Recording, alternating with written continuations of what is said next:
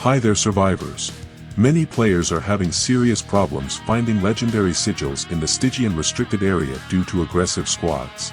In this video, I'll try to explain a few things that will increase your chances of survival and help you find legendary sigils faster. The main thing you need to understand initially, this mode is about high-speed looting, not killing players. Since everyone has a lockbox and all legendary sigils are immediately sent there, there is no direct need to hunt players. Squads do it for another reason. Their plan is to eliminate competitors and then calmly loot all the containers. But this strategy has several drawbacks. Firstly, you need 3 strong players in your squad. Secondly, you need to spend time finding and killing opponents. While you're doing this, someone can steal half the map, leaving you with only scraps. Thirdly, you risk being killed by an opponent's squad, and then you definitely won't get any sigils, because it's pretty hard to search for them when you're dead. I don't know how effective squads are at finding sigils, but my personal record is about 35 legendary sigils in a week. I can't give the exact number because I often shared with Anya. So if you're playing in a squad, you can compare this number with yours and draw conclusions. Now let me tell you how it's done. I've recorded a very illustrative match, so I just need to comment on it for you. Right now, you can see on the screen the basic equipment I use, and it's very cheap. My weapon is fitted with a stock that increases running speed by 20%. I also use a set of sigils called Armor Slash to increase my survivability against mobs and players, but if you're Chuck Norris, Swift Reload will work too. The match has started, and I immediately run to my sacred house. Note that my game is installed on an SSD, and I have a good computer, so my loading happens quite quickly, giving me a slight advantage. But I run to this house not just for that reason.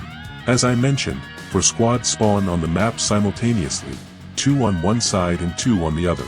Aggressive squads immediately start looking for the nearest opponents, and fights usually occur near storage or logging camp. This leaves the center of the map empty, allowing you to search for sigils safely for 2 to 4 minutes. But this doesn't always happen, so you must be able to determine the squad's locations, and predict their movements.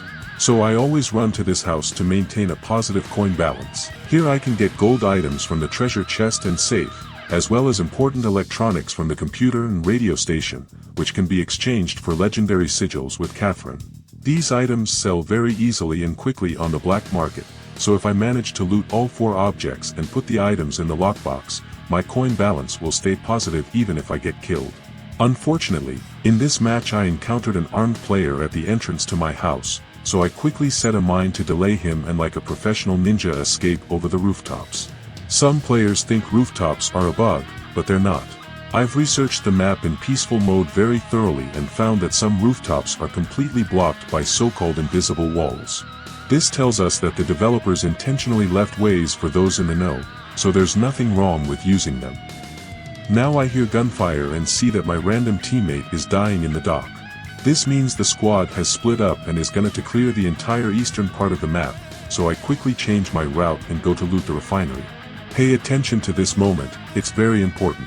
I see that players are starting to kill each other, and I gain a lot of useful information from this.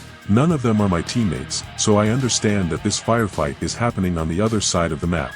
Since more than a minute has passed since the match started, the fight is likely not in logging camp, but in the port area or more likely, near the radio station. This tells me that one squad is peaceful, while the other is aggressive, as they've deliberately gone looking for opponents instead of looting containers. By analyzing the combat log this way, you can easily determine where enemy players are, what they're like, and fairly accurately predict their movements. I arrive at the refinery and predictably find an entirely empty location, so I quickly kill the mobs and start looting the boxes. As you can see, the firefight is still going on, so I'm safe. The enemy squad is quite far from me right now and is busy looting killed players. So I calmly find the first legendary sigil, put it in the lockbox, and go clear the next point of mobs without encountering any resistance along the way. Here I didn't find anything particularly useful, and since the location is still empty, I shamelessly and brazenly go to loot the cases in its very center. As you can see, I try to move stealthily and finally notice an enemy player. Then I turn on ninja mode again and quickly leave the location, moving to the event point for extraction. The evacuation point turns out to be unavailable, so I go to check the point in logging camp. As you can see, logging camp is empty, and I immediately find another legendary sigil. Technically, I could continue looting, but since my lockbox was already full, I decided not to take the risk, opened a few more boxes nearby, and evacuated. If you think this is some one-off case and I just got lucky, you're wrong. Here's another example. A squad from the other side of the map came to kill players instead of looting boxes, so as usual, I went to calmly loot the refinery. You can see the result on the screen. That's why I want you to hear me one more time.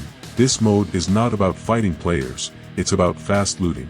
If you look at my stats, you'll see that I get killed quite often. This is not surprising because thanks to my channel, the whole server knows about my tactics. However, during my runs, I managed to open 30 to 40 boxes. Think about this number, and don't forget to like this video. Happy hunting survivors, and bye.